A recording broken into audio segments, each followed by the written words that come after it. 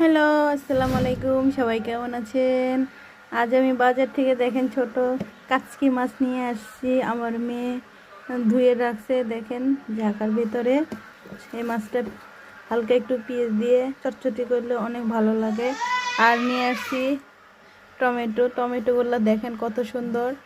এটা ফরমালিন মনে হয়, তারপরও ভালো লাগলো, এজন্য নিয়ে আসলাম। আর আমাদের এখানে দেখেন তাজা লাউ চরের থেকে নিয়ে আসি, টাটকা টাটকা।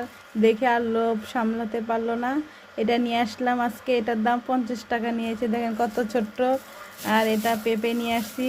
পেঁপে গ্রামে আমরা খাই না, তার এখানে দেখেন কত টাকা দাম, 100 টাকা কেজি। এটা 120 টাকা নিয়েছে 1 কেজি উপরে একটু। আর এখানে পটল নিয়ে আসছি, পটলগুলোও অনেক তাজা। আমার বাজারগুলো কেমন হয়েছে অবশ্যই কমেন্টে বলবেন। আল্লাহ হাফেজ।